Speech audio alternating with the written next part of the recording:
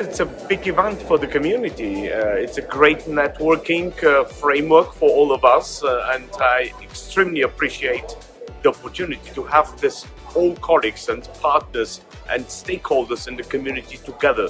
And this year we have identified more than ever how important also in-person meetings are after being locked down for almost 2 years.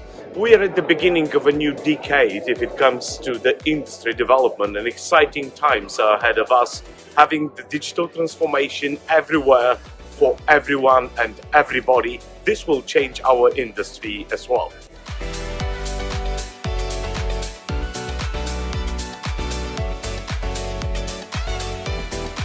Happy to be here at Capacity Europe, to be again here and meet the industry, and we are going every year because for us it's really big event, meeting all of our partners across the carrier industry, across other industry as well, technological partners, meeting here in one venue, which helps us very much to bring all the energy together to face all the challenges and to face all the business opportunities that the market is bringing to us.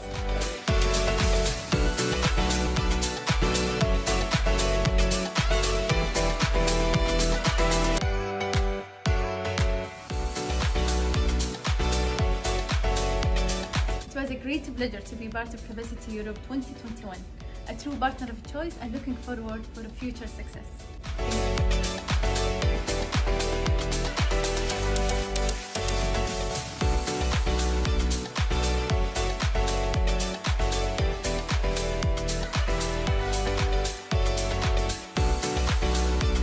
It's a fantastic place to meet customers, partners, and essentially connect with the ecosystem.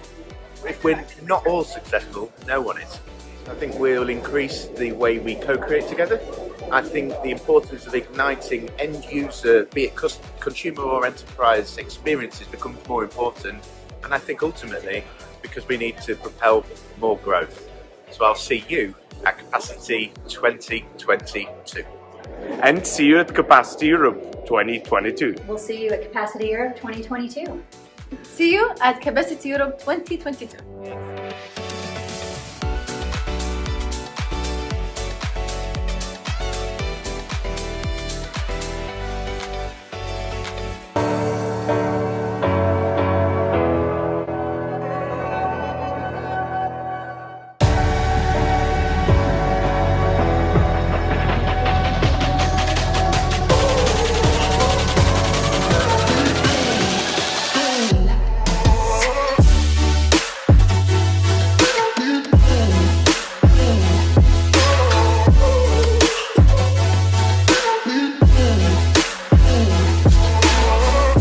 Ladies and gentlemen, and welcome to the 15th Annual Global Carrier Awards. I think there are an awful lot of events on the calendar. It's a bit of a jamboree, but I think the Global Carrier Awards stand out, the capacity events stand out. I'm looking forward to network with a lot of people, know what's going on around in the rest of the world, from partners, from other operators, from our customers. Tonight, this is the place to be in telecoms.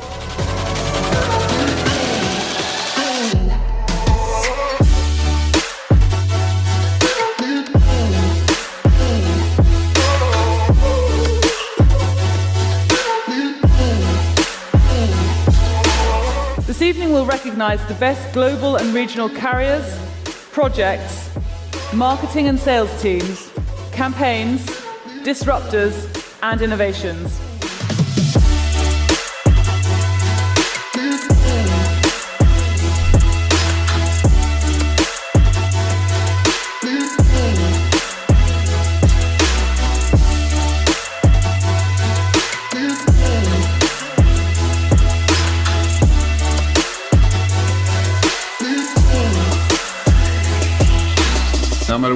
Number one. Yes. You know, really genuinely pretty products.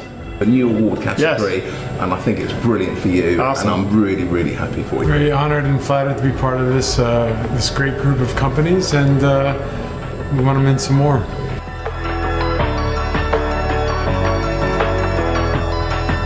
So congratulations to everyone. I hope you had a wonderful evening. Thank you.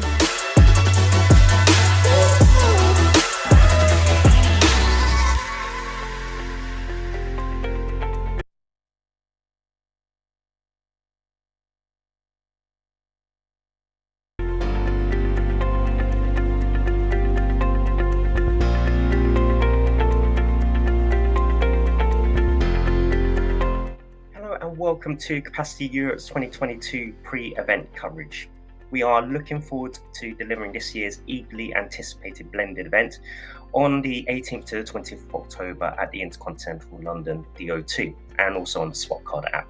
I'm David Tran, conference producer lead of this year's event, and in the run-up to the event we'll have a series of rather light-hearted speaker interviews called 5 Minutes With, tapping into their industry views but also bring out the person behind the speakers that will be taking part in this year's event. Here in 5 Minutes With, I have Eric Seavis, President Global Wholesale of Verizon Partner Solutions. Eric, first of all, great to have you involved and great to have you speaking at this year's event. Ready for a quick fire 5 minute with informal? Welcome to Capacity Europe Xtra Powered by JSA, the live streaming newsroom for telecom and data center professionals. I'm Barb Mitchell, coming to you today live from day 3, our final day here at Capacity Europe in London. It's been a busy and successful week for many, and I'm excited to hear more about that from our first guest this morning, Carl Roberts, partner at Hadara. And it's such a pleasure to have you here bright and early this morning. Well, thank you for inviting me, Barb. It's great to be here. And bright and early, yes. I'm not sure about bright because it was a long night last night. Yeah, and what a great night. It was the Global Carrier Awards event last night. And Carl, you were MC facilitating the entire event. And I was there in person and there were so many great moments, so many great entries for the awards. Tell us a little bit about what that was like for you. Well, it was, it's a moment that you wait for. We started at the end of March with the whole process. So it takes a lot of work in the background, getting all the submissions in, answering the questions of everybody who wanted to put in, does this fit that category or the other category? And then it accelerates towards the summer where we close the portal, engage the judges in the judging process, and they kind of go into lockdown for about 3 weeks. And then we get the shortlists, and then we identify the tiebreaker situations. And given the quality that we have and the competitiveness of all the entrants, this year we had 6 tiebreaker situations. However, some of those were 3 and 4-way tiebreakers, and that's hard to do. So the judging process is really quite difficult. And then when we get to the end of that, then it's preparing for the event. And the event is a fantastic coming together of the industry because people often ask, well, what are these events all about? And it's about celebrating the great things our industry does. And if we don't take this time out just to think about it and to acknowledge those people who are really moving the needle, then that would be a huge missed opportunity for the industry. And I think for all those who are working to drive the industry forward, it's a really appropriate recognition of all of that.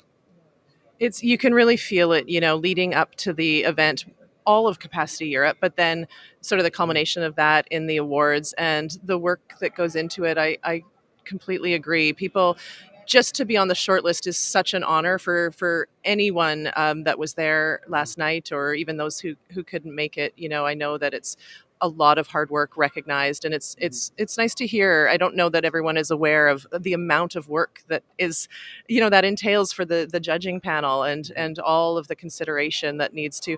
There are a lot of judges, aren't there? How many on the panel? Well, we had 22 judges, and they each had about, on average, 26 entries to go through. So if you think that at least an hour for each entry, that's 26 hours worth of work. And it's not that you get it in the first shot, because I know I've been a judge myself before being chairman of the panel of judges.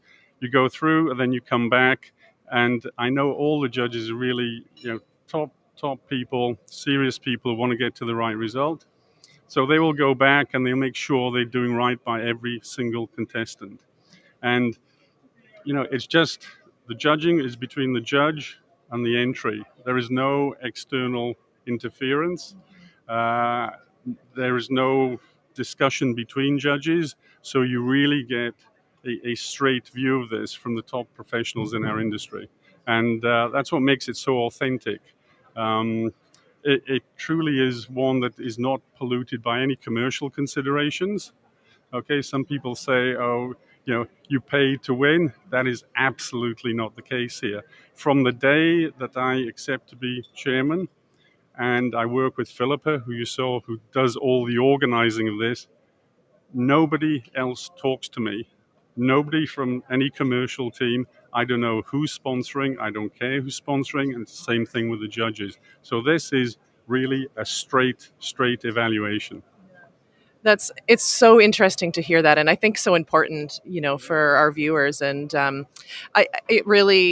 it's part of what sets Capacity Europe, but the Global Carrier Awards really sets them apart, right, as the real pinnacle. Any of the folks, as I said to begin, any of the folks who are shortlisted or win can be so proud of the work that they've done, because it's really and I think we should thank the judges. The judges deserve huge kudos for this.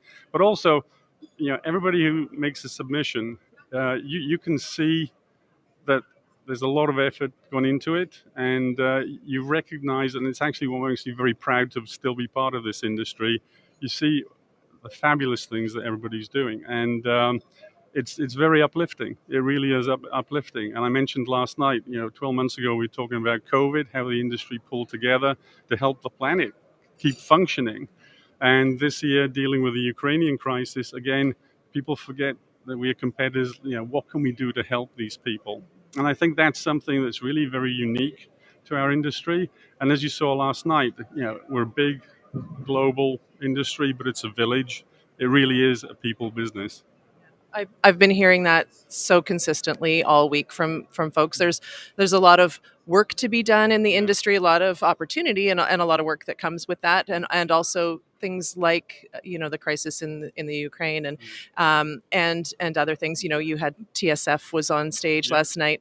We love to hear from them and the work that's being done. But aside from that, just coming together here at this event, people are really talking about just the energy that comes from that, to be back in person and seeing one another. What's your feel been so far this week on that front so far, as we're wrapping up? Well, yeah, I mean, as usual, it's a couple of days, but they're really exhausting. There's been a superb buzz, from the beginning of day one. So many people here, everybody, catching up. And I think what's different from years gone by is that, and it started last year, even more so this year, all the discussions are very meaningful business discussions. I think at one point in time, people were just catching up. Oh, how what's new in the zoo? But now it's really much, people are friends, of course, but there's much more business content and more decisive outcomes come from the meetings. I mean, I've been sitting in the GLF community lounge, and a lot of the key players are in and out of there, so it's a great place for me to be, of course. And you see the business deals that are being discussed. So it's not just catching up, it's about really getting to concrete outcomes. And that's been great. But also, there's been a fantastic buzz. There was a buzz last night, and one of the high points, I think, was, and a call out to my dear friend, Mr. Ali Amiri, who got the second ever Lifetime Achievement Award to a spontaneous standing ovation. That was a big moment, actually, and I thought it was great. And that was a big family moment, because everybody's known Ali forever, and they all love him, and you could just feel that on stage. It was terrific. That was a nice moment, and and no one wanted to sit back down after that. Right, it was the ovation kept on going. But so on that note, just in terms of business conversations, I want to take a moment to talk about what you're doing professionally in Hadara Consulting and the work, and what are some of your priorities and things that you may want to highlight for us here? Okay, well, Hadara has been going since 2015 now. It seems like yesterday, but it's 2015. And I spent all of my time actually talking with my industry peers and working with them, obviously confidentially, on transformation projects. There's a lot now of pivoting, as I mentioned last night, moving into new digital products. So for enterprise business, how do you take the traditional enterprise business and take new software offerings and bundles and new stacks of technology to the enterprise customer.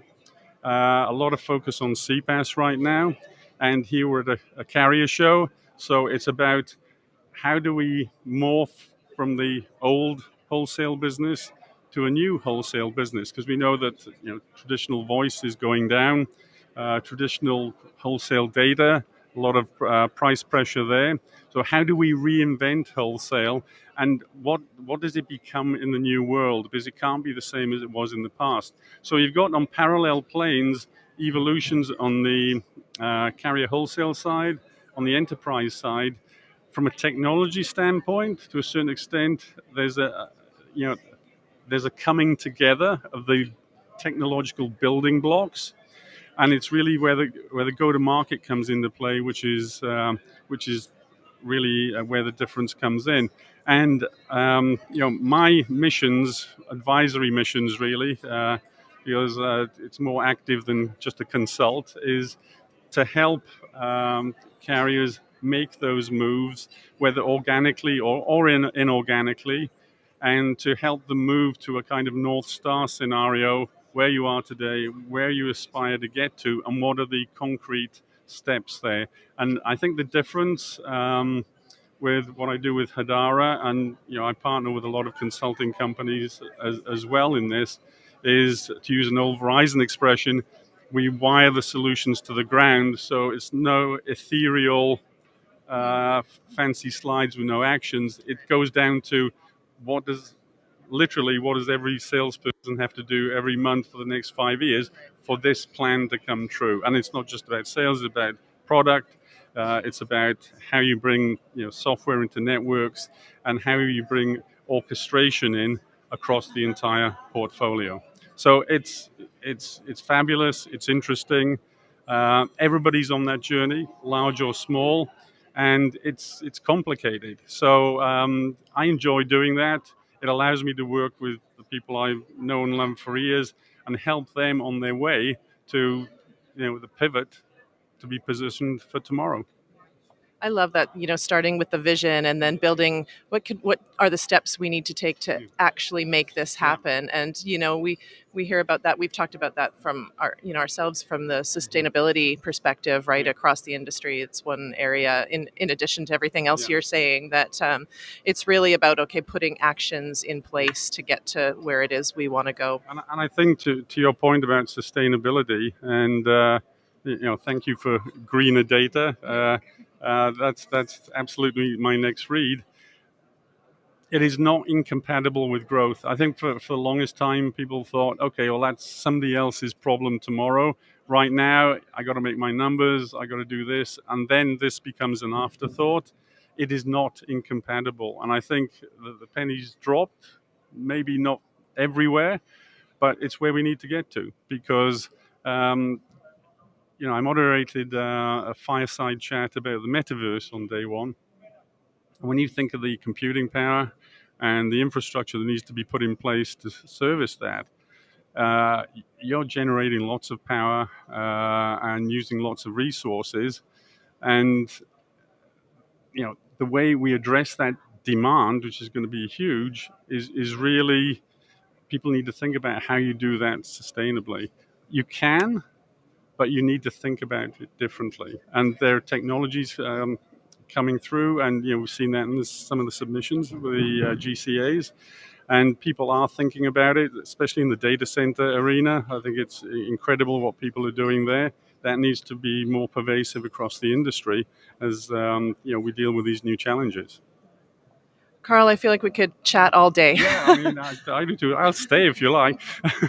There's so much to talk about, and I really appreciate you coming. I know it was a busy, long night, and it's been a long week, and so we appreciate you coming here. Okay, it's my great pleasure. Thank you so much. Yeah. It's a great way to start my day, and thank you for inviting me. Yeah, anytime. We look forward to the next conversation, and maybe you'll be a next chapter in our next book. We'll see. We'll see. Great. Yeah. Thank you so much. Thank you. And thank you, viewers, for tuning in to Capacity Europe Xtra Powered by JSA, as we're streaming live here from the exhibit hall floor at the Intercontinental at the O2 in London. Stay tuned for more live streaming interviews as the day goes on.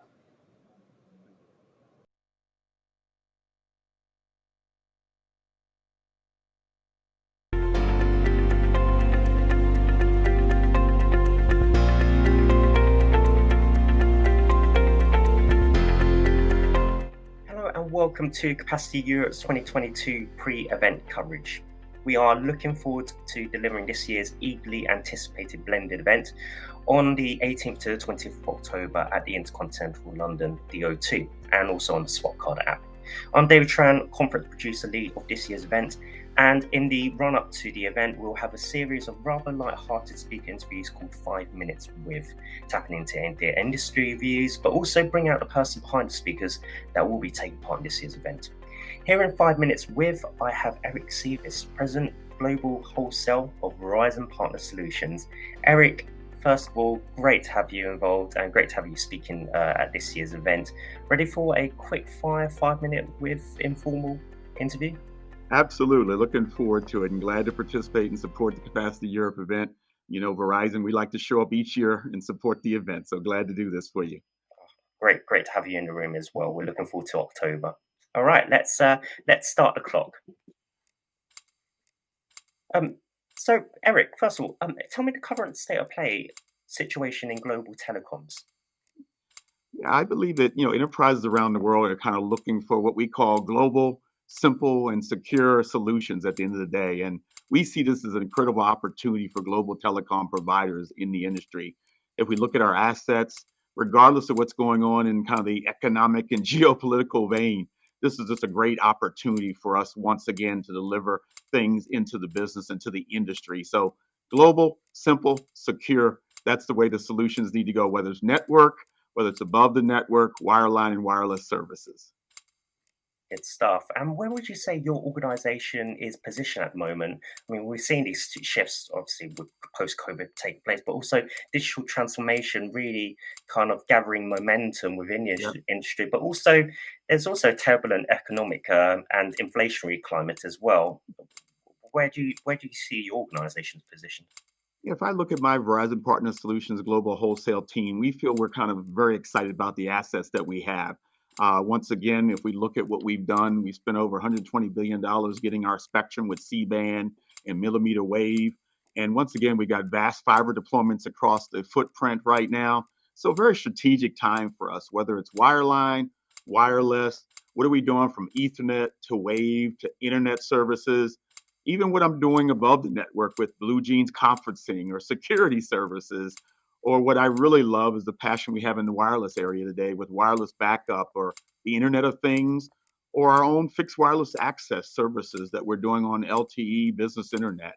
So once again, we think we're very well positioned in the industry. We've made the investments. And once again, we want to help our customers that have big bandwidth requirements. Certainly. And you're very much a familiar face within the industry circles for capacity events. How enjoyable is it working in this industry compared to when you first entered it? Okay, I think you're calling out the fact that I've been doing this for 36 years. Started back in 1986, and we were doing a lot of dial tone. But I will tell you, the industry has just transformed tremendously. So from everything we're doing, from our digital customer experience transformation, where ease of business is kind of at the forefront of what we do at APIs.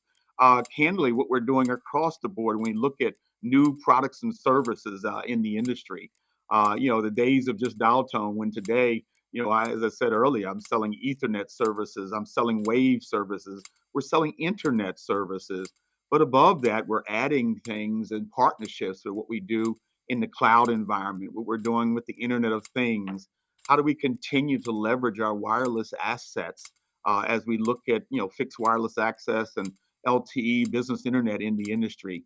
Once again, I think it's just a tremendous time, not just selling one or two products and services, but a lot of products and services that deal with our basic telecom needs. So no longer just your basic telco, but this is clearly a technology evolution, and we're stepping up to it, whether it's things we do organically or partnerships that we do inorganically to make certain that we can meet the communications need of the industry. Now, we've got 90 seconds left, so I'll have a quick fire kind of questions here. You'll be addressing the talent gap in this year's event as well. What is the state of play? Are we in good shape? Yeah, we feel we're in good shape. Our industry, just like every industry, I think, during this period of time, once again, we're trying to show folks that it's attractive to be in the STEM environment, with science and technology and engineering and mathematics. And so once again, even with the GLF, the Global Leaders Forum, we're working on diversity, inclusion, and belonging. And one of those initiatives is making sure we're bringing new talent forward and making sure that there are more opportunities with gender imbalance, ethnicity, and making certain that we have a feeder pool that's ready to take on this telecom industry going forward. So once again, I feel good about the investments, the training, and the partnership we're doing with colleges and universities to bring even more talent into the fold. Now, you lead your own organization, Eric, as well, which I'm sure has its own pressures and strains. I mean, do you ever step back and wonder, and how you optimize your own health and well-being? Absolutely step back. I think it's important to sharpen the saw, as we say. Take some time off, reflect, build back that strength and energy, and come back even sharper than the day you left. And so, whether I'm taking vacations, 2 times a year with my wife, or I take the family on vacations, or we attend events, whether it's music events, etc. Just taking that time to reflect and enjoy and be thankful for all the blessings. Well, I think that's time's up there, but just one final kind of like quirky question for our viewers that probably have probably yet to see you in person for the very first time at Capacity media related events, but perhaps give our viewers one fun fact that they don't already know. Oh, fun fact. Let's see. I just went to the Elton John farewell tour concert at MetLife Stadium in New York. That was pretty cool. And I like cars and clothes. So I don't know if that's 3 fun facts for you, but hopefully that helps. That was a good lifestyle, really. Elton John as well. Yeah, well, what a great artist as well. So I'm quite envious that you got the chance to go and see him live as well. Thanks ever so much there, Eric. That was great. Now, Eric will be speaking at Capacity Europe this October in London. Details of this session will appear in the following closing messages. Bye for now.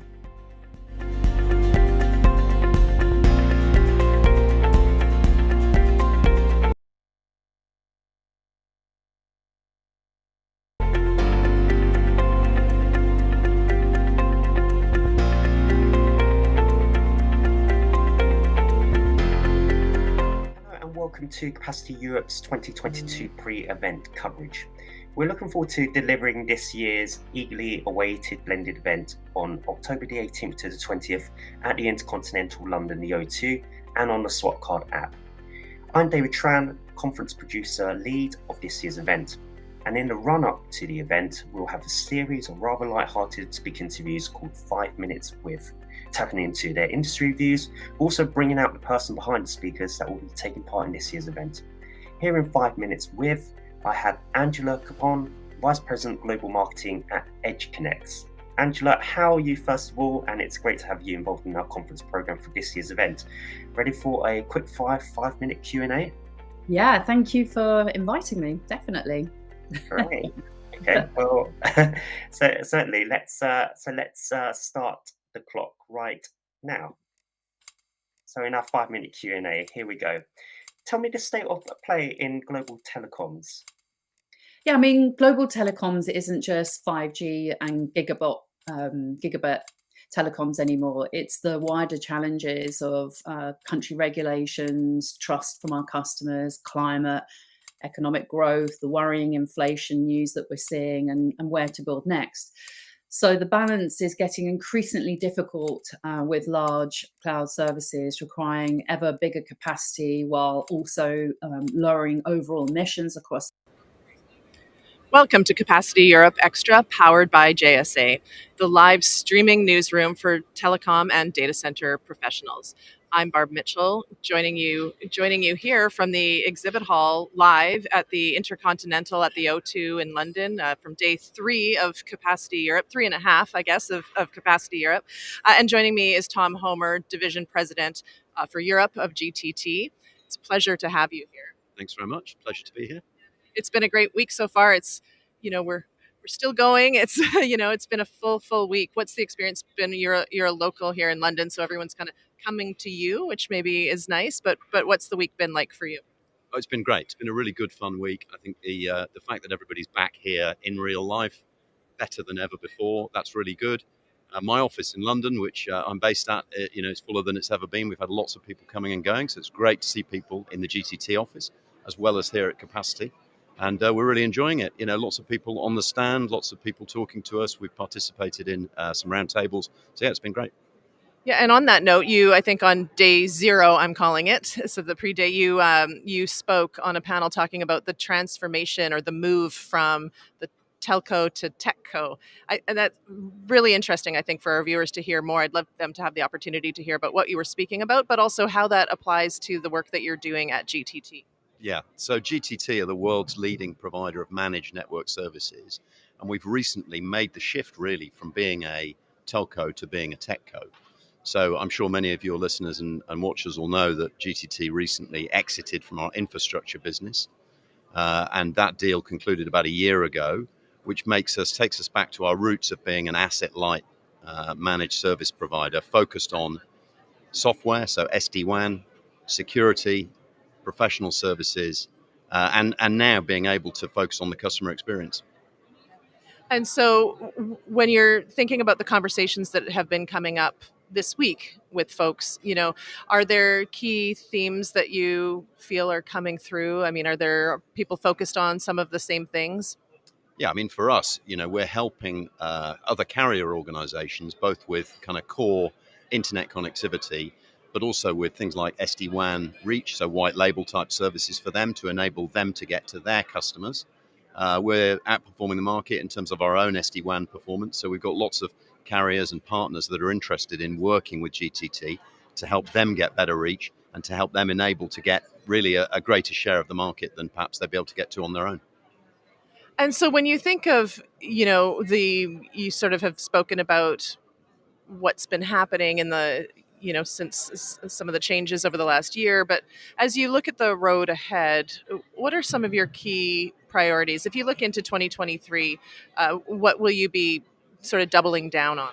Yeah, sure. So, we've made this change from being a telco to starting to be a techco. And if you're a techco, you've got to be absolutely focused on a couple of things. One is customer experience, and the other thing is operational excellence. So you have to be able to deliver in a flawless way, and need to be able to deliver, great things for your customers. And it's very difficult to do that when you're acquiring one business a quarter, which is what we were doing, 40 acquisitions over 10 years. So we were really busy doing that. Now we've got time to focus on organic growth. That customer experience, for example, means that we're able to listen to our customers better. We've been investing in customer success managers. We've got over 100 of them around the world to help support our sales team and our service teams to deliver a great experience for customers. And we've also started running regular customer advisory boards. So most recently, we ran a customer advisory board here in Europe, in Brussels, where we got together with a dozen or so of our most important customers to listen to them, to collect that feedback, and to come up with an action plan to improve on it. The other thing we're doing is as we start to work with partners, so as an asset-light operator, our supply chain and our partners are critically important for us. We recently went through a program of reducing our supply chain from around about 3,000 suppliers to around about 400 preferred partners. That enables us to have choice, but also it enables us to build better relationships with those smaller number of suppliers. And we've even kicked off, with our secondary kind of resale partner community, who are important for us to get to certain customers that we're not targeting directly. We've kicked off a partner advisory board as well. So really, I would say customer experience is about listening. And that's something that we've really invested in. And then in terms of operational excellence, we're midway through a digital transformation program, that will automate the quoting, ordering, assurance process. And we're already starting to see great benefits as we've started to redefine some of the processes that go into that. For example, we're now processing around about 30% of our orders go directly without touching the sides straight out to our supply chain. That's meant we've been able to reduce service delivery times by 40%, and we've been able to improve mean time to repair by 50%. So it's actually starting to show benefit now. So your customers feel this, obviously, and it's increasing your efficiencies and your ability to deliver on some of your strategic priorities. Yeah, that's right. I mean, we're about 80% focused on the enterprise market. And so Gartner are one of our, kind of key indicators of performance in that space. And over 80% of our customers who participate in the Gartner peer review program rate us 4 or 5 stars out of 5. So that's pretty good. I think, yeah, no, that's pretty good. Yes. Yeah. Congratulations on all the hard work on that front. For folks that may have missed you this week and may still want to connect with you, maybe while they're still in town or afterwards, how can they reach out to you? Oh, anybody can find us on the stand. Come along and check out the GTT stand. Maybe come and find one of the team. If I'm not around, then there's plenty of people here. If not, reach out to me on LinkedIn or some other way. Thank you so much for joining us today. I've really appreciated chatting with you. Any final words that you want people to know and watch out for GTT next year? I mean, GTT next year, we'll have completed our financial restructuring. We'll be starting to deliver more in terms of customer experience. We've launched a bunch of new products and services, including our SASE partnership with Palo Alto. So stand by for loads more news. We will be watching, and we'll be looking forward to speaking with you same place, same time next year and see what's happened. Thanks for joining us. And thank you, viewers, for tuning in to Capacity Europe Xtra, powered by JSA, here at Capacity Europe. Stay tuned as we do have more live interviews coming to you today from Capacity Europe.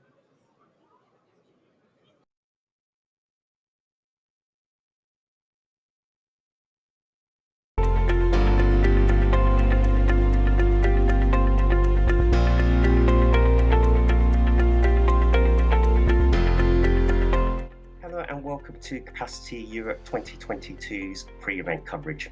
We're looking forward to delivering this year's eagerly anticipated blended event on October the 18th to 20th at the Intercontinental London, the O2, and on the Swap Card app.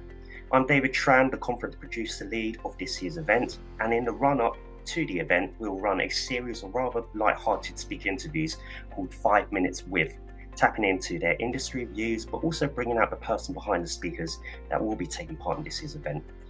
Here in this year's 5 Minutes With, I have Sami Slim, CEO of Telehouse France.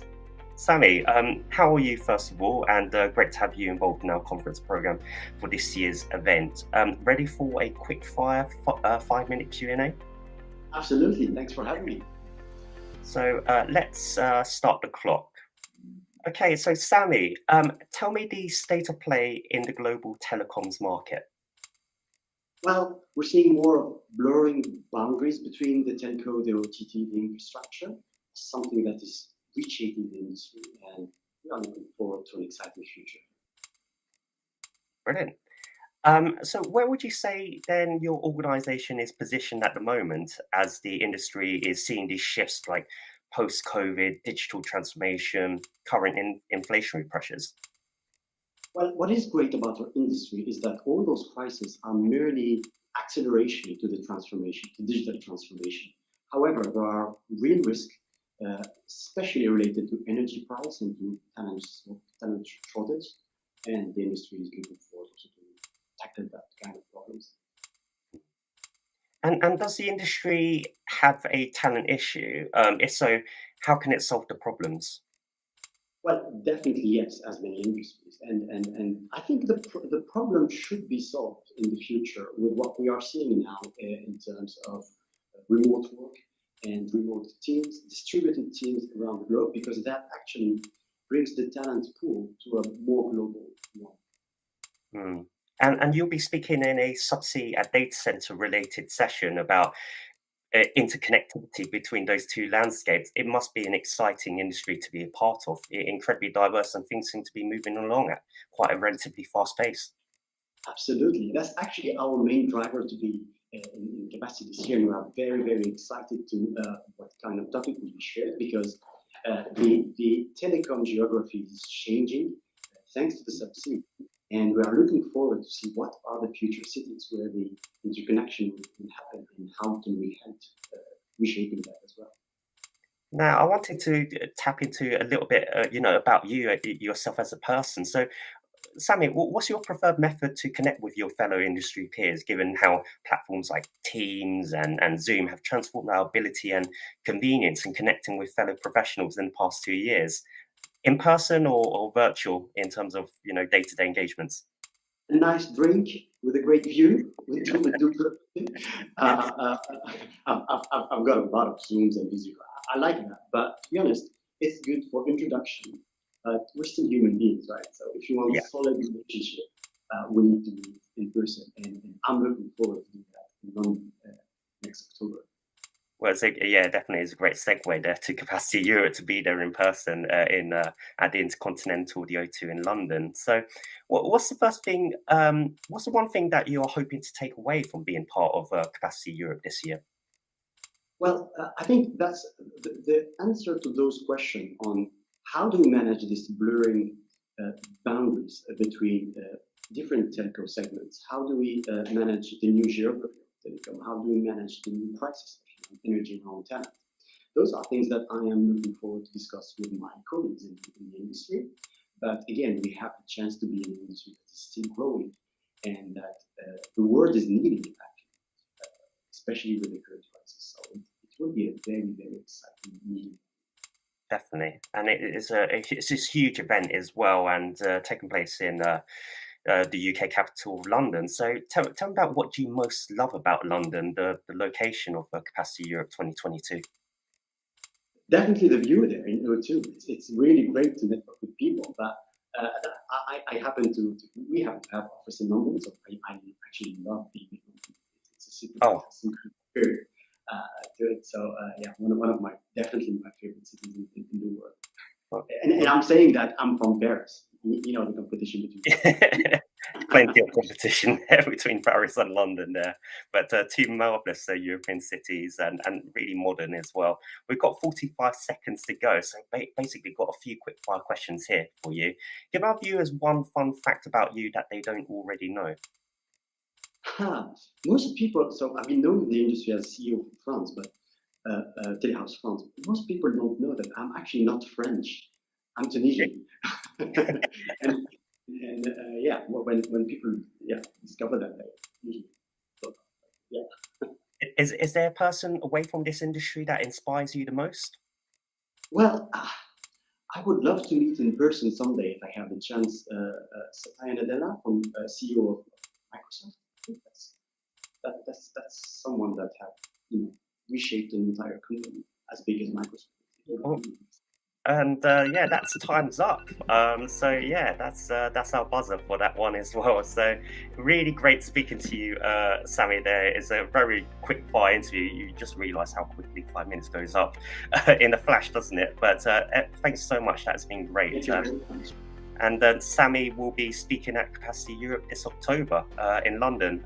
Details of the session will appear in the following closing messages. Bye for now.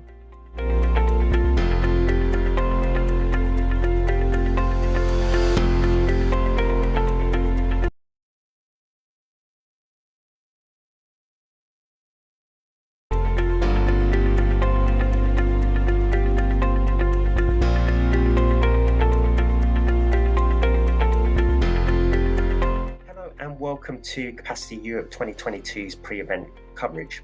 We're looking forward to delivering this year's eagerly anticipated blended event on October the 18th to the 20th at the Intercontinental London O2 and on the Swap Card app. I'm David Tran, conference producer lead of this year's event, and in the run-up to the event we'll have a series of rather light-hearted speaker interviews called 5 Minutes With, tapping into their industry views but also bringing out the person behind the speakers that will be taking part in this year's event. Here in 5 Minutes With, I have Matthias Friedstrom, the Vice President and Chief Evangelist of Aurelian. Matthias, how are you first of all, and great to have you involved in our conference programme for this year's event. Ready for a 5-minute quickfire Q&A? I'm absolutely ready. Good stuff, Matthias. So let's start the clock. Matthias, tell me the current state of play situation in global telecoms.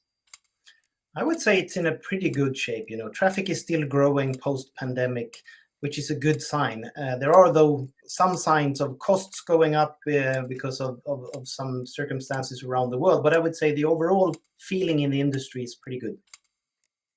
And where would you say your organisation is best positioned at the moment as the industry is seeing these shifts like post-COVID taking place, digital transformation, and also the current inflationary pressures that we are seeing?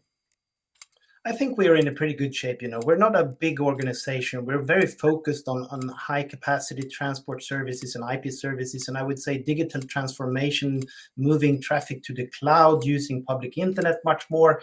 Those are good signs for us. So I would say we're in a very good position right now in a tough market.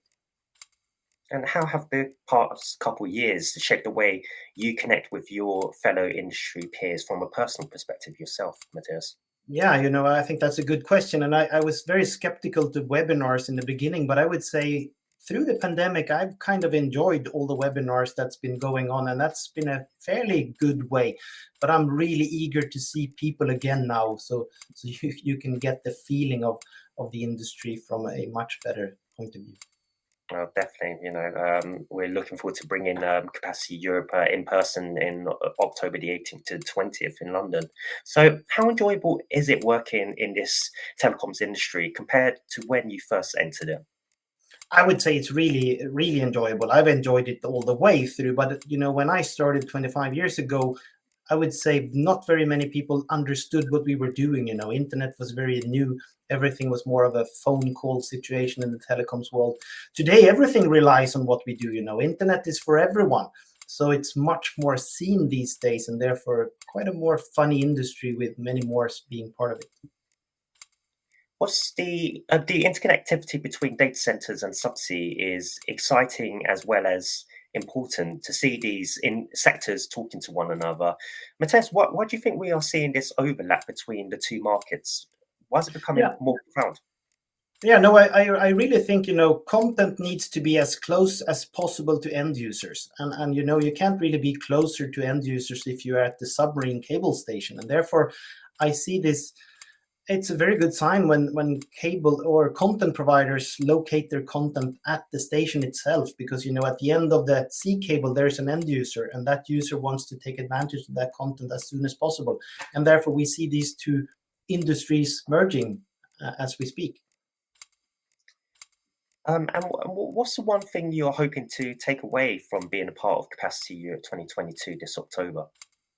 I think, you want the overall feeling of the market. You want to hear the buzz on the floor. You want to see what people talk about. But then I really think, the rumors, that's what I'm there for, speaking to people sort of on the side, asking them, how are you doing? What's going on? What's happening with this company and so on. That's, what you've been missing for the last couple of years. Yes, definitely. And talking of the event itself and the location of the event, what do you most love about London? No, London is a really nice city, but it's also this international city. You hear the buzz from really everywhere, which is what you've kind of missed the last couple of years, seeing this international buzz with people from everywhere coming to one place. I really love London. We've got a couple of questions there, but we realise we've still got 70 seconds on the clock here. So if it wasn't for going to an event, talking of London, or other international cities around the world, Matthias, what would be the first thing you would do if you're in a new city? I absolutely look at maps. I love maps, and when I come to a new city, I want to see the map so I know where everything is. And I kind of enjoy just looking at maps, following maps, making sure I see as much as I can when I come to a new city. That's really what I look forward to. And perhaps give our viewers one fun fact about you that they didn't already know. No, I'm a really big sports fan. Many people know I'm a big sports fan, but I'm really a big sports fan because I love all sports, and I kind of have a secret habit of trying to learn all the rules of every sport there is, and not too many people try to do that, but I just enjoy pretty much every sport there is. I don't watch it too much, but I read a lot about it. Okay, well, we've got 8 seconds. So, any hobbies? Any other hobbies? 4 seconds. No, I like being in the forest as well. So. Oh, brilliant! Good stuff. Well, that's time's up there. Thank you ever so much, there, Matthias. That was great. Matthias will be speaking at Capacity Europe this October in London. Details of this session will appear in the following closing messages. Bye for now.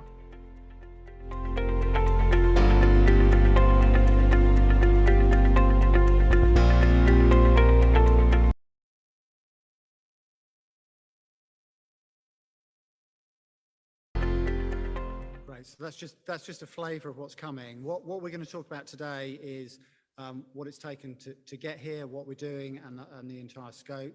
It's not just about mobile. There we go. Right. So I'm Matthew Griffin. I'm head of commercial telecoms at Transport for London.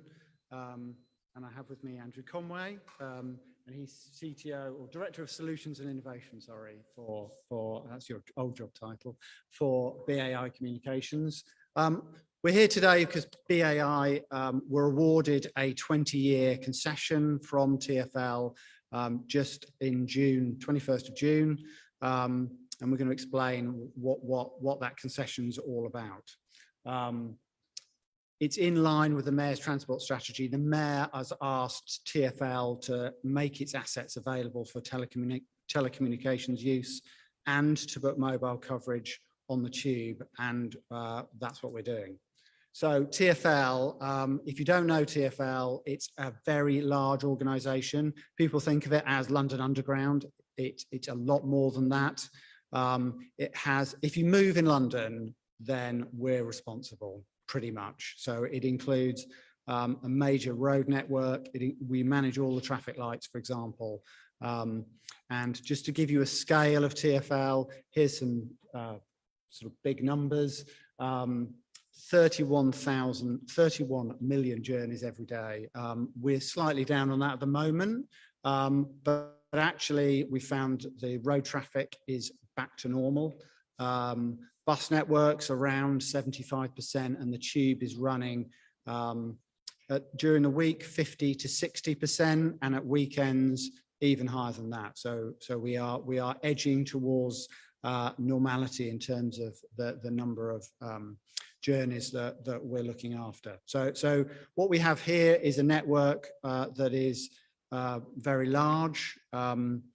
For the tube, the underground part of the tube, we have 132 stations on the tube that need covering with mobile coverage, and we have hundreds of kilometres of tunnels likewise.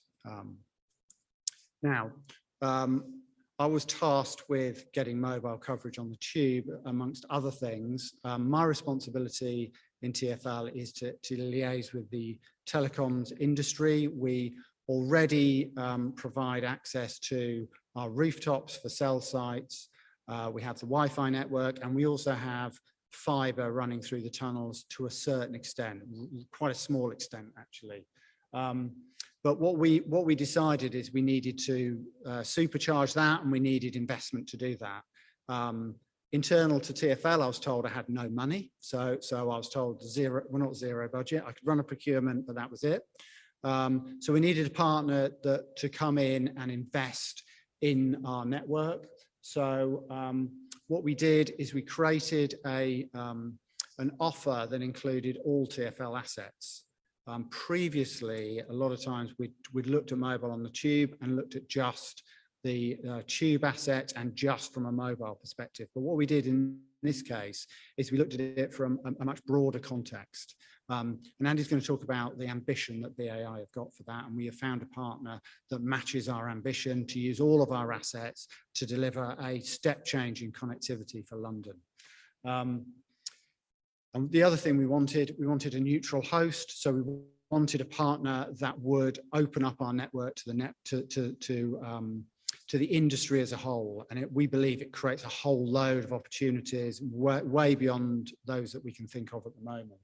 Now, the other thing we've done on a technical basis, we've been de-risking it by installing antennas through the tunnels, and we've also been putting in fibre and connectivity within the station. So lots and lots of infrastructure has been going in. Over 100 million has already been invested. The other thing we're supporting as part of this is the new emergency services network. The new emergency services network in London is replacing Airwave, which is Tetra-based technology. It will be sitting on a 4G network provided by EE. And to support that in the tube environment, we needed the EE 4G signal everywhere, including back office, so areas where the public go, but also everywhere else. So we've been doing that element of it, and aligning these two projects together has allowed us to save hundreds of millions of pounds of taxpayers' money by creating a neutral host network that will be shared by the emergency services as well as the mobile operators. So that was our compelling financial case. Also, I'm hoping some of you travelled on the Jubilee line today. If you did, you will have noticed that we have a 4G network just on the eastern end of that, and that was a project that we delivered brilliantly. This went live the day the UK went into lockdown. So we were going to do an enormous announcement. We kind of got overtaken by events. So it's been there for quite some time now, although for us, because we've barely come into London or travelled on the tube, it's kind of a new experience, but it's been there over a year. That network is very similar technology that's going to be rolled out everywhere, and therefore we know that this service that can be produced by such technology is excellent and provides a really good customer experience. We do know now, I was quite surprised at how busy the tube was today, because I've travelled on it recently and it's not been so busy. But you know, you're still getting a decent throughput on that network and be able to use your data services in a way that's, I think, perfectly usable. We'll still improve on that and continue to invest in that network. So that service, March 2020, that went live. So we are confident that rolling that out over the entire tube network will provide the levels of service that we require and that the customers of BAI, the mobile network operators, will require. So as I say, we've let a 20-year concession to BAI, and I'm going to let Andy talk about what they're planning to deliver from that perspective.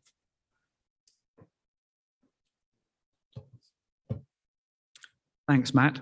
So yes, good morning. It's nice to be here in person rather than at home on a Zoom call.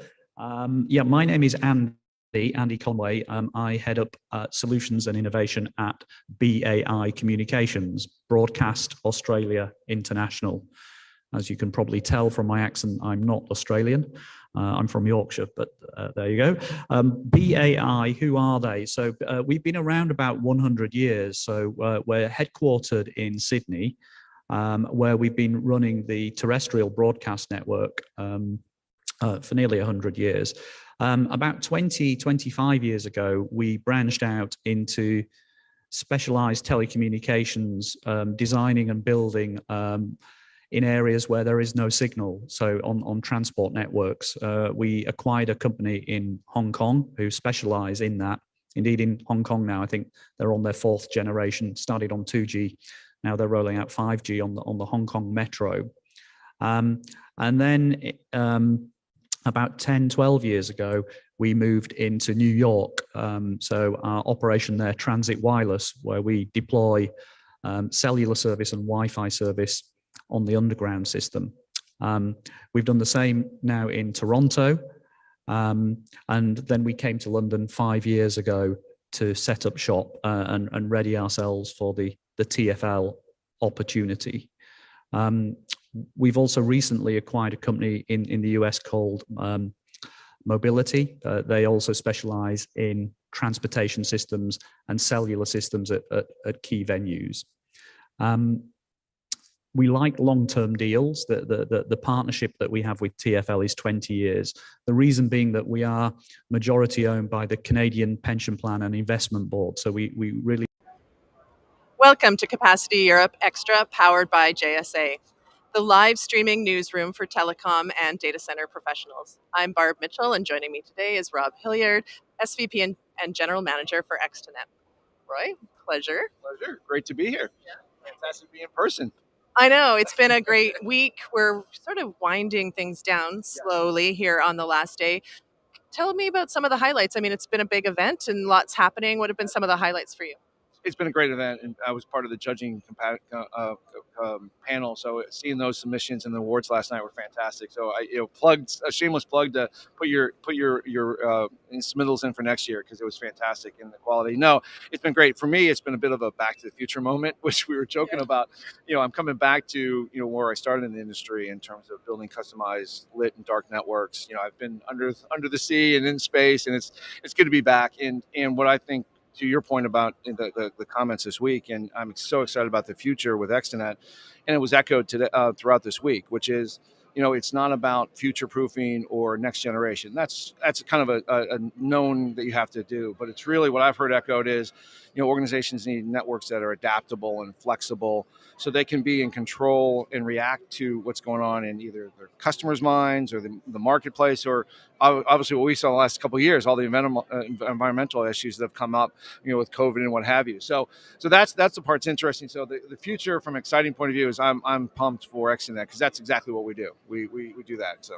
And I do appreciate the movie reference. It's a consistent theme here with you in our interviews. Yeah, I appreciate that. And do want to give you a thanks for we had Carl Roberts on earlier, and we were speaking about the judging process and the amount of work that goes into that. So on behalf of everyone here, thank you. It's a lot of fun. No, it's a lot of fun, and the submittals are, I did it last year and then this year.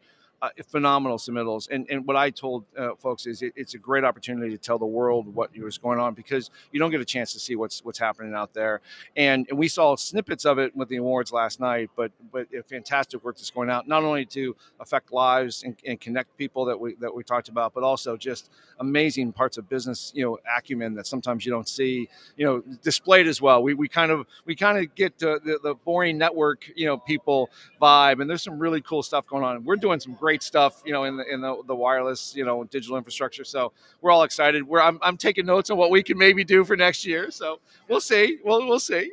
Yeah. Well, I mean, that's just the thing. It's an opportunity to share, to connect with customers, connect with partners, connect with the industry. Learn as well from one another. And I think that's been one of the themes this week, is just the idea of the need for continued momentum, but some collaboration as well. Absolutely. As I mentioned, echoing in terms of the adaptability of networks. And that's where, I'm here talking to carriers that need to come into the U.S. or obviously other individuals. And what I'm excited about is what Extranet's able to do from a digital infrastructure company is we build, own, and operate the type of flexible models that clients and venues and providers need to be able to be in control of the networks that empower the lives of the end users, and that user's life could be the corporate, logins and things of that nature, to obviously great venue experiences. We've had some great recent announcements, but then also it goes to maybe the applications where are really the lifeblood of what's going on, and we're a part of all of that, and that's the exciting part, and that's what you're hearing more and more here, that it's shifting to. How do those networks become flexible? And I think it's going beyond an SD-WAN or orchestration. It's to, what can we do to work together? And a lot of the conversations I've had this week is, how can we change the way we partner? How do we change the way we go to market? How can we work together to for a better solution? And so we're kind of going again back to kind of the old bilateral. How do we come together to solve problems? Which I'm super excited about. And you alluded to, and I want to hear a little bit more about this, but some of your recent wins with some big venues. Tell us about that. Yeah, absolutely. Fantastic news. The most recently with MGM in Las Vegas, and I think it's a great pivotal moment as an example of what the types of organizations and the trust they're putting in us to run their operations and be that support. Huge fiber and wireless and indoor solutions. And what we're looking to do, and specifically in my unit, is looking to really look at that and take that to service providers and customers across a variety of segments: entertainment and networking and gaming and all sorts of things of that nature. Cloud providers, data centers in particular, doing a lot of work with the data center folks as well, to really build that scale both in the dark and lit services to be what happened. And that's exactly what we see with the MGM. And there's some other great ones on the way. So you took the words right out of my mouth. I was going to say it's been a lot happening, and some nice shifts for you as well. Talk a little bit about, if you would mind, just looking forward, right? And so as we look into 2023, some of your strategic priorities. Right. So that the unit that's doing similar things to the MGM, there'll be other announcements like that, and some great wins that'll come through in those types of venues and organizations. On our side, really the telco infrastructure side that we're working on, we're looking to really leverage the densification we have in some key metros. Vegas is a great one. There's Dallas, there's San Francisco, of course, the Northeast corridor, and really look to that. And what you're going to see us do is start building more, in terms of fresh builds and new ways to look at problems in terms of connectivity, and also tweaking what we can do with our network to try to add different pathways. So, we're on our side trying to have those same big wins as the MGM and that support, and I think we'll get there because we've got a very great pedigree of customers that we're talking to, and so a lot of exciting things coming down the line. And we'll be looking forward to watching the news as it unfolds and seeing you. I'm sure we'll, of course, see you at some events throughout the year, but this time next year, we'll be sitting here and maybe have some exciting things to talk about. We will, hopefully, like I said, I was taking notes of possible submittals, and I think the other big differences we're looking at is in terms of us coming out and really being more outward with the stuff we're doing. We're a small, situation of what we do as a company, but we play a very big game, and you see that with the MGM situation, and we're looking to do that same thing on the high end enterprise and other segments. So yeah, you're going to be seeing exciting things. You're going to see us out and about more, and you're going to see a lot more from us for sure. Yeah. We're excited to see that. And for those of our viewers and anyone here at Capacity Europe, or those that may not have made it here and want to connect with you, how can they do that? Absolutely. So, obviously, externetsystems.com, you can get there. You can reach out to me on LinkedIn and what have you. We're all out there to be able to talk to you about anything you're looking at, and so and share some neat things that we're about to plan for 2023. So. Always a pleasure to chat with you. Yeah, thank you, Roy. Yeah, thanks for being here early on day 3. Not too bad. Not too bad. After the awards show, early, but not too early. On a normal day, not early. Correct. Yeah. So thank you, and thank you, viewers, for tuning in to Capacity Europe Xtra Powered by JSA. We are close to wrapping up our final day here at Capacity Europe. Just one more interview to go, but do stay tuned, and we will be back shortly.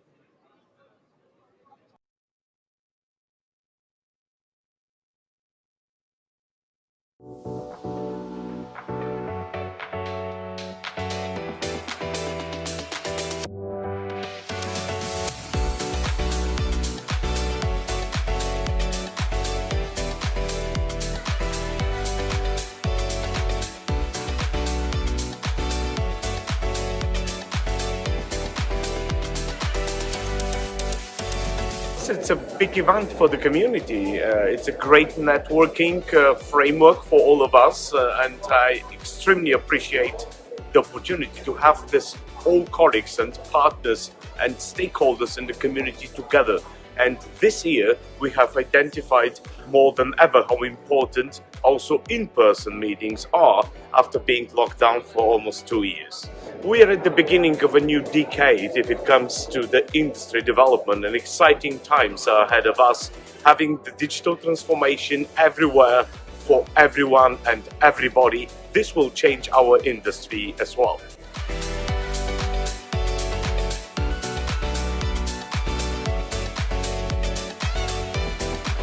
Happy to be here at Capacity Europe, to be again here and meet the industry, and we are going every year because for us it's really big event, meeting all of our partners across the carrier industry, across other industry as well, technological partners, meeting here in one venue, which helps us very much to bring all the energy together, to face all the challenges and to face all the business opportunities that the market is bringing to us.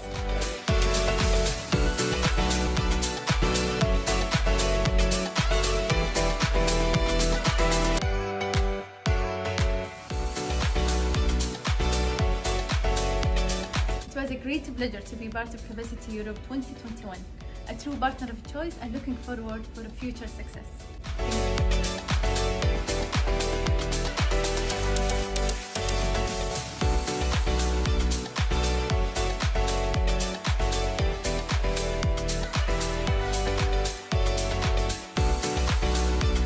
It's a fantastic place to meet customers, partners, and essentially connect with the ecosystem. If we're not all successful, no one is. I think we'll increase the way we co-create together. I think the importance of igniting end user, be it consumer or enterprise experiences, becomes more important. And I think ultimately, because we need to propel more growth. So I'll see you at Capacity 2022. And see you at Capacity Europe 2022. We'll see you at Capacity Europe 2022. See you at Capacity Europe 2022.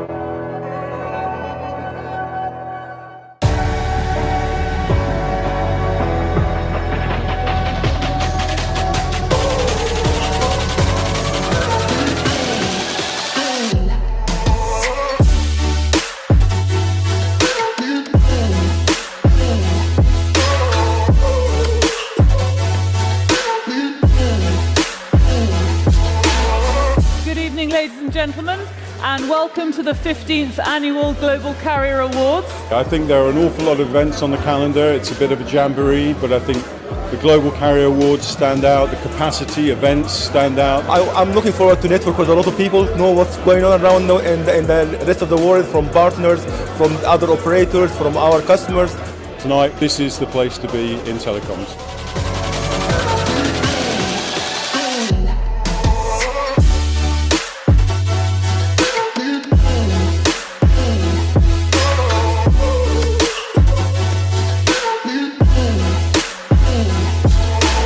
This evening we'll recognise the best global and regional carriers, projects, marketing and sales teams, campaigns, disruptors and innovations.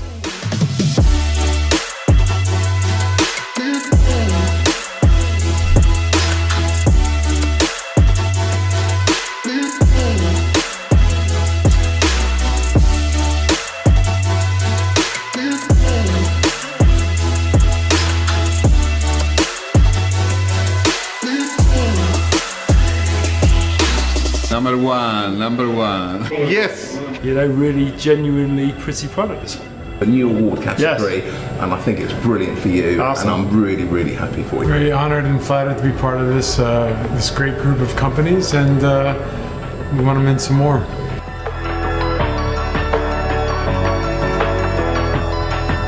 So congratulations to everyone. I hope you had a wonderful evening. Thank you.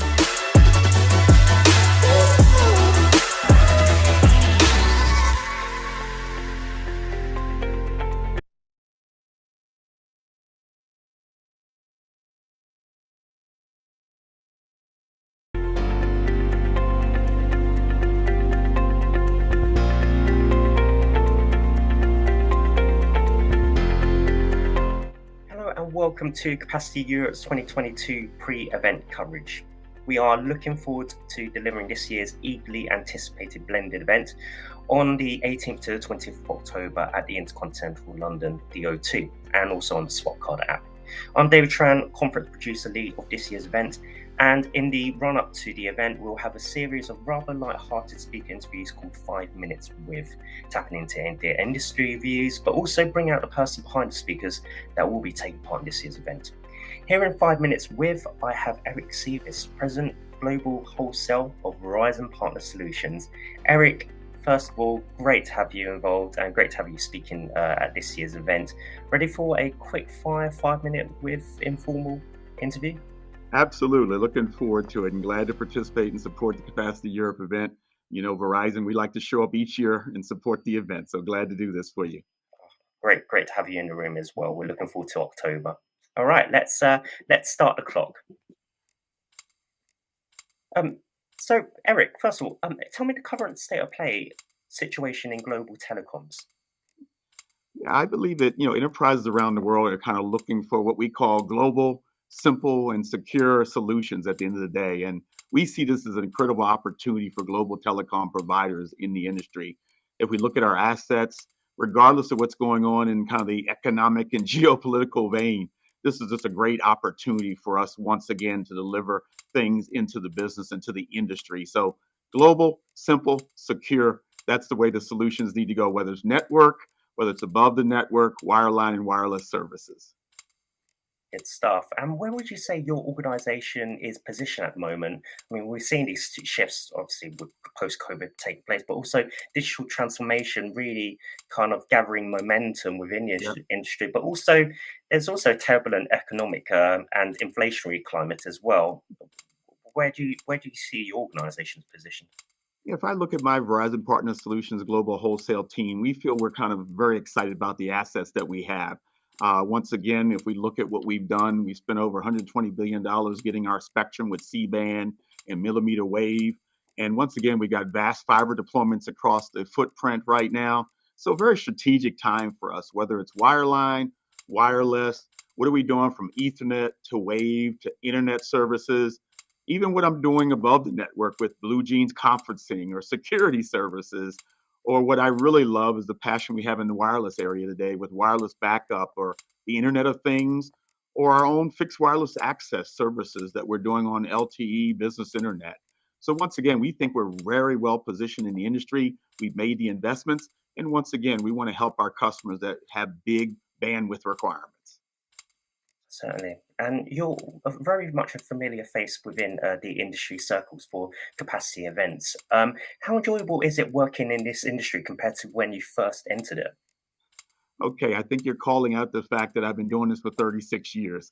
Started back in 1986, and we were doing a lot of dial tone. But I will tell you, the industry has just transformed tremendously. So from everything we're doing from our digital customer experience transformation, where ease of business is kind of at the forefront of what we do at APIs. Candidly, what we're doing across the board when we look at new products and services in the industry.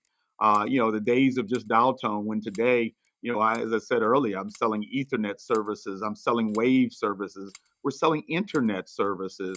But above that, we're adding things and partnerships with what we do in the cloud environment, what we're doing with the Internet of Things. How do we continue to leverage our wireless assets as we look at fixed wireless access and LTE business internet in the industry? Once again, I think it's just a tremendous time, not just selling one or two products and services, but a lot of products and services that deal with our basic telecom needs. So no longer just your basic telco, but this is clearly a technology evolution, and we're stepping up to it, whether it's things we do organically or partnerships that we do inorganically to make certain that we can meet the communications need of the industry.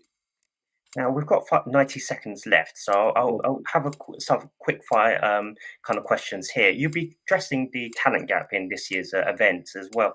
What is the state of play? Are we in good shape?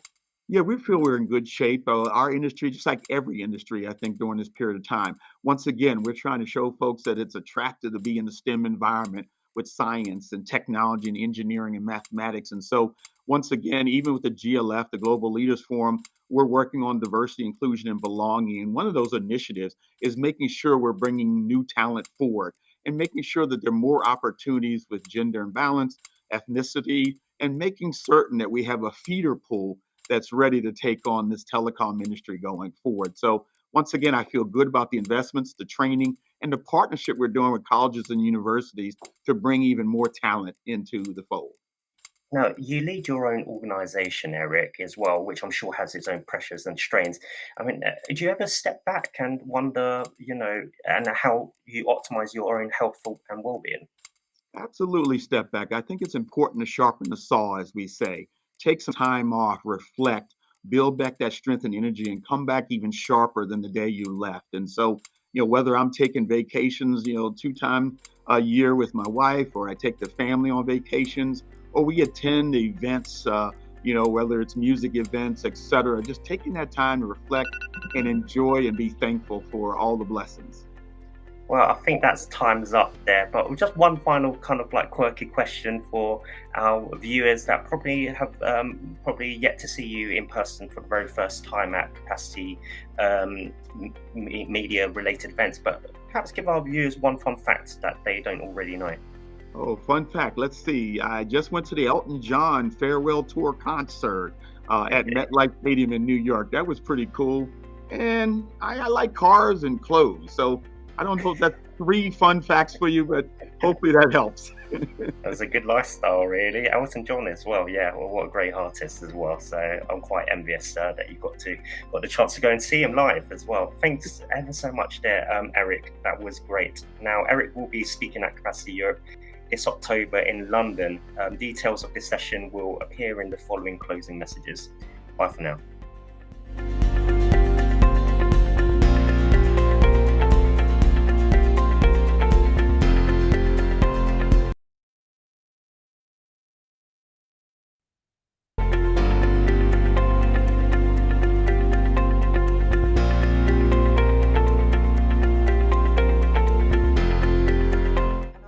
welcome to Capacity Europe's 2022 pre-event coverage.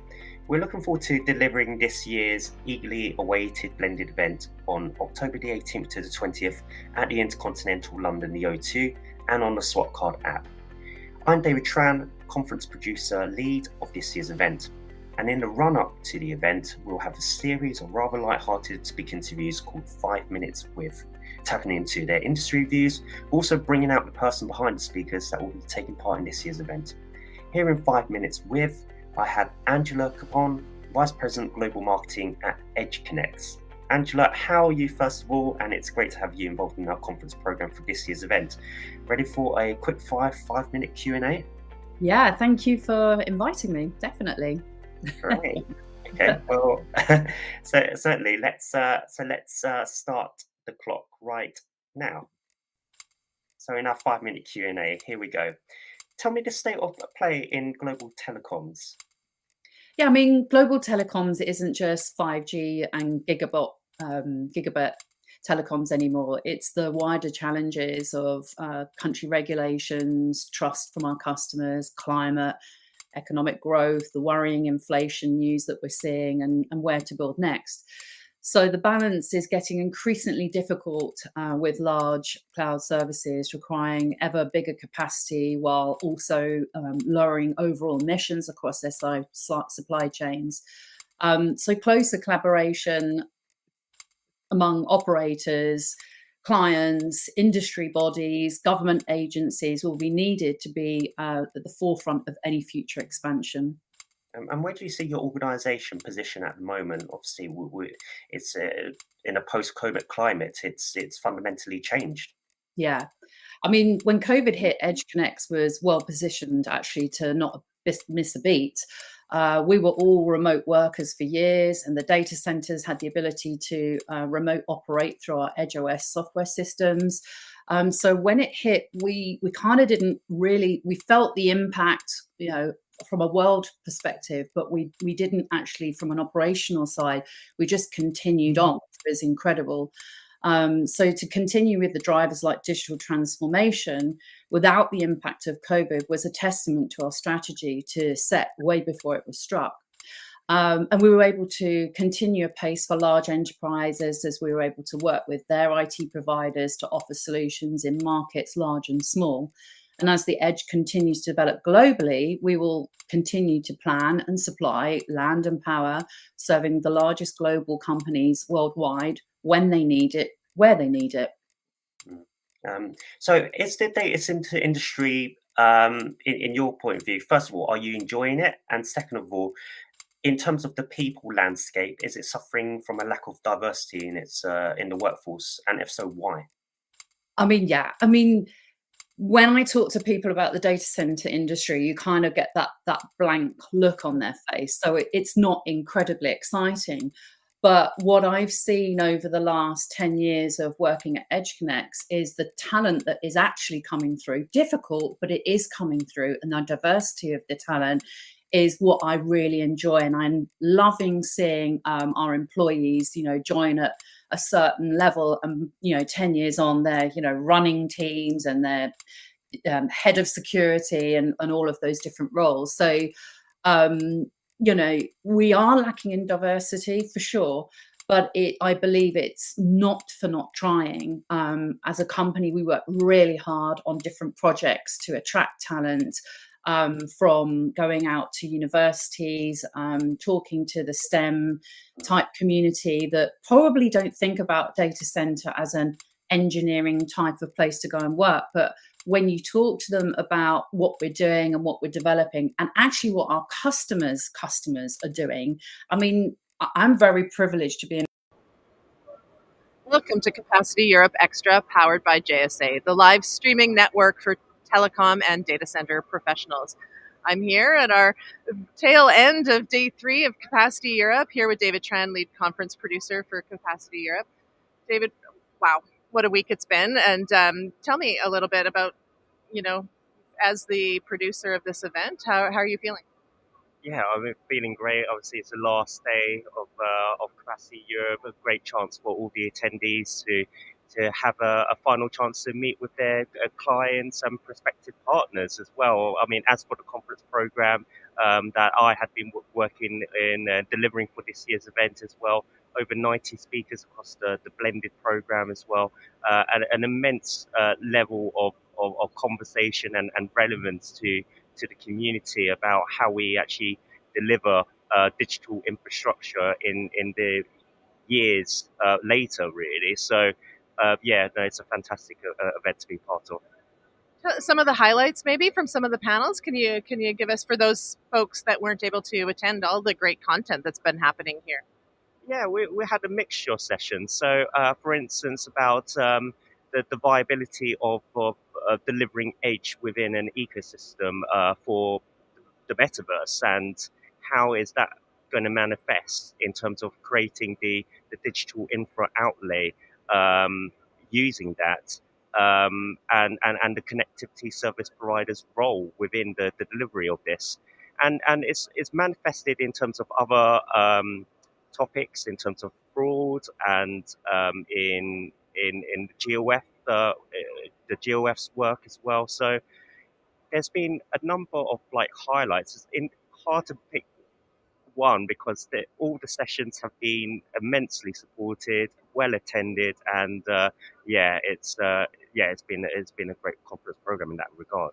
Yeah, and I've been hearing some of those highlights. Even I've had, of course, the opportunity to speak to many of our sponsors and attendees and speakers here, on Capacity Europe Extra, and it's been a lot of what you've said has come up, and then also, some of the key trends that people are seeing across the industry.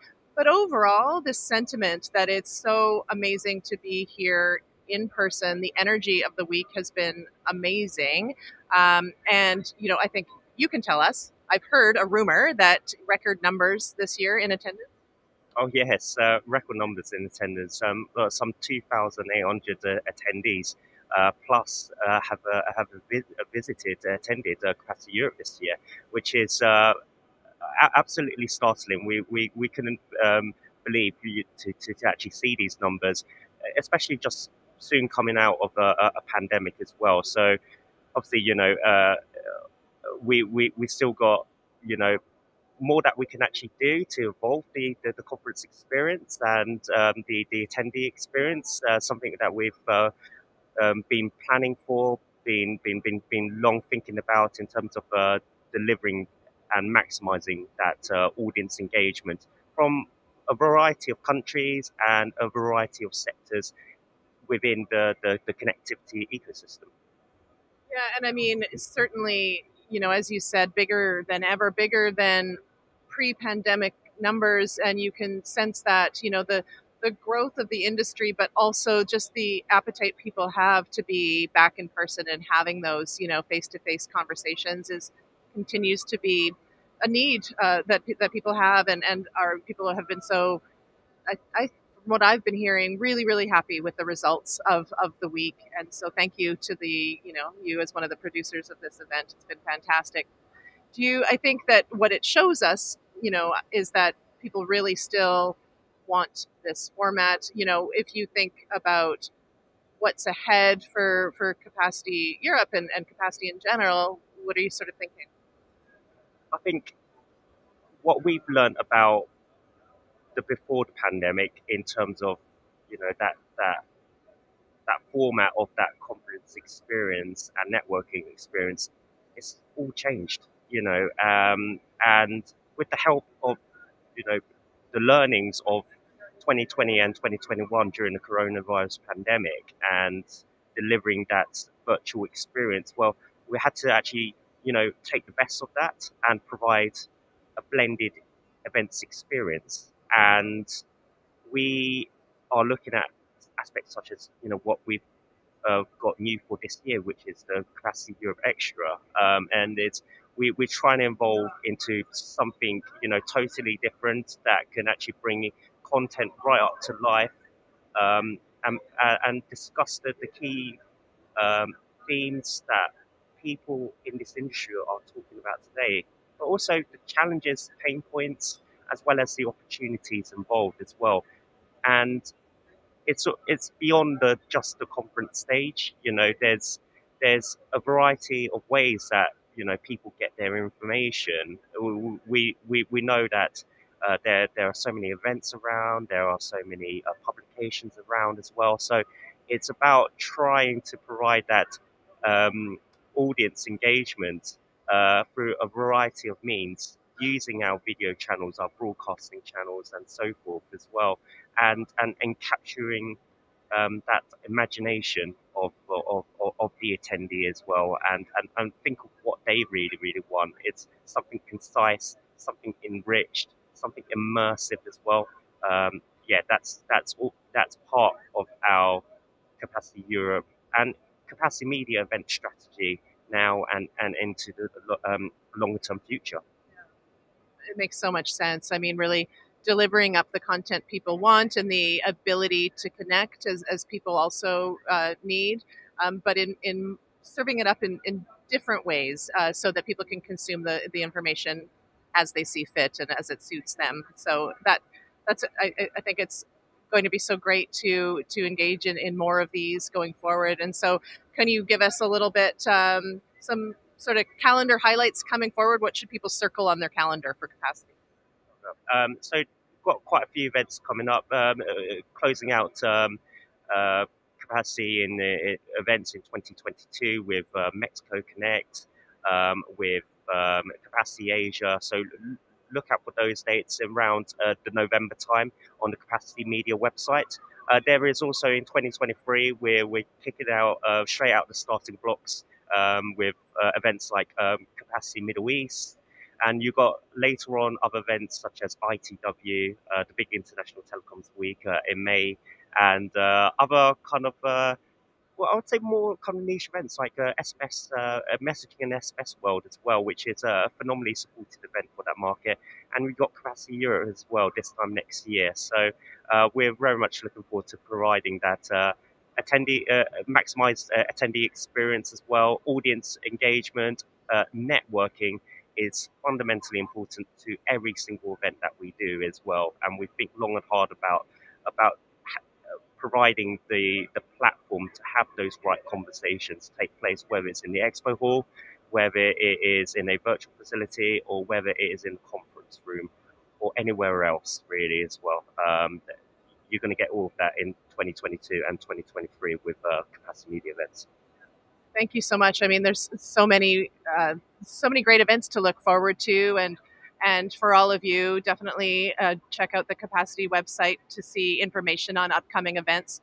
And thank you for this has been just such a successful, I think, week and successful event. Thank you for the work that you do and the group at Capacity and Capacity Media. And thank you, viewers, for tuning in and being here with us this week as we've had great conversations with industry thought leaders, experts, people leading our industry really, and talking to us about key trends and priorities and the amazing collaborations that are taking place in the industry and the partnerships that are forming.